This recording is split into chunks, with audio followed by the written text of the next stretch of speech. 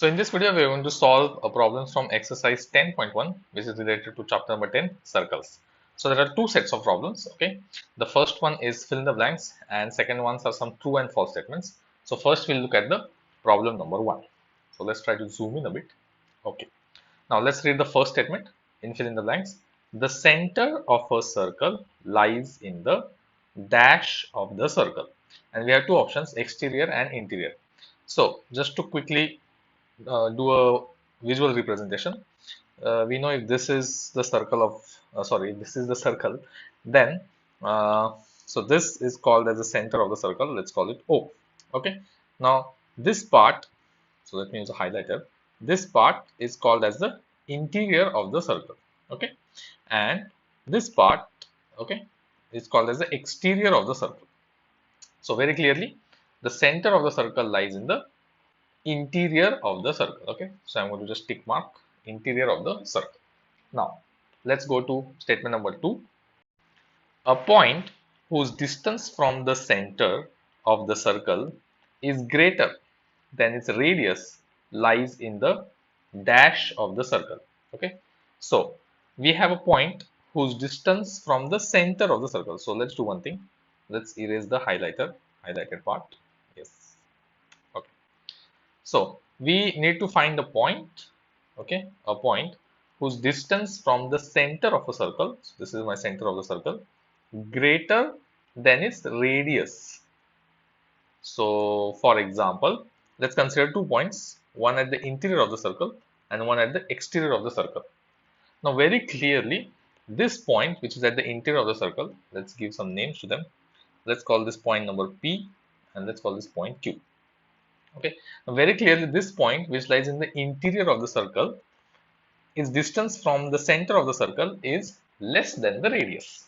Okay, and this point which lies at the exterior of the circle, its distance from the center will be greater than the radius. Okay, so let us quickly draw lines here. So this is my first point and this is the second point, and we all know what is the definition of a radius. A radius is a line segment which joins the center to the circumference of the circle, center to the circle. So these are all the radiuses of the circle. Okay, so let's read the statement once again. A point whose distance from the center of the circle is greater, so this is an important term, greater. Okay, greater than what?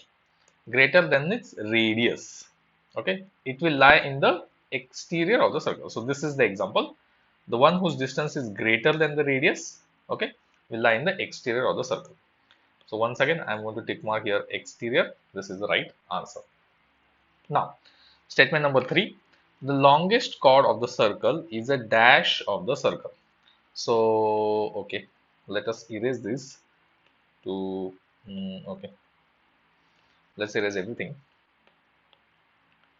Okay, let's draw a circle once again. So this is a circle. Now we all know what is the definition of the chord. A chord is a segment which connects any 2 points on the circle. So these are my 2 random points on the circle. If I want to connect them, so I'll draw a line like this and this becomes a chord of the circle. Similarly, if I take this point and let's say this point here, and if I connect them through a line, so this is what I'm going to do. This is another chord of a circle. So that is the definition of chord of a circle which connects any 2 points on the circle. Now the question says that the longest chord of the circle is dash of the circle. So that is the very definition of the diameter. So the answer of this fill in the blanks is diameter. The definition of diameter is a chord which passes through the center of the circle. So it will be something like this. Okay, so this is a diameter. It passes through the center of the circle and it is the longest chord of the circle. Now let's move to point number 4 or statement number 4. An arc is a dash when its ends are the ends of a diameter. So this is the diameter, okay, and this is the these are the 2 ends of the diameter. So it has split the circle into 2 arcs. This is arc number 1, okay, and this is the arc number 2. Now interestingly, both the arcs are equal because it's the diameter which has split the circle into 2 equal half. So this arc and this arc both are like equal to each other. So that's called as a semicircle. In fact, this is the definition of semicircle. So I'm just going to write semicircle here. Semicircle. Okay. So what is a semicircle? A semicircle is in fact an arc where the ends are the ends of the diameter. So this is the diameter. So as you can see, most of the fill in the blanks here that we are seeing are based on the basic definitions and basic terms which are related to the geometrical figure of circle. Now let's go to statement number 5. This is statement number 5. Segment of a circle is a region between an arc and dash of the circle. So once again, let's erase this. So again, this is a revision of what are these different concepts related to a circle. So this is a circle. Now what is a segment? Segment is, so first we draw a chord of a circle. So let's draw this. So let's say this is the chord of a circle. Okay.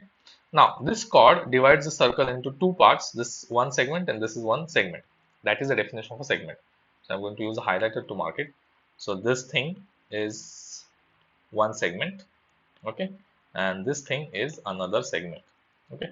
So in fact, this is called as a major segment.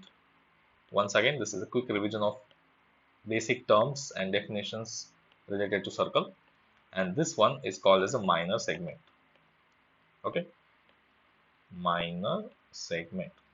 So what is a segment? A segment is a part of the circle which the chord divides the circle into, okay. So segment of a circle is the region between an arc. So this is the arc. Let me highlight it. So this is the arc of the circle. So it's a region between this arc and this chord of the circle, okay. So the fill in the blanks is looking for the word chord, between an arc and the chord. So I'm going to just write it chord, chord of the circle, okay. Now, the last statement. A circle divides the plane on which it lies in dash parts. Into how many parts? So once again, let's quickly erase this. Okay. So the way we look at it is like this. So let's consider this. Okay. Let's consider this is a plane. Okay. And yes, so this is the plane. And inside this plane, we'll draw a circle. So this is a circle. Now the circle has divided this plane into three parts. And I'm going to use a highlighter to mark it. This is called as the interior of the circle, okay, and this whole area is called as the exterior of the circle. So this is okay, and then there is third thing which is called as the, let me try to zoom in, which is called as the circle itself, okay, the circumference of the circle. So we get three parts, okay. So this part is called as the exterior of the circle, okay. This part is called as circle itself, okay, and this part is called as the interior of the circle, interior of the circle. So as we can see, a circle, so this circle has divided this plane, okay, into three parts. So that is what the fill in the blanks asked.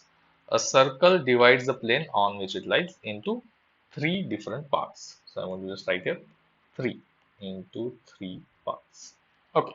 So in this way, we have seen six different fill in the blank statements. All of them are related to very simple and very basic terms and definitions of different properties of the circle.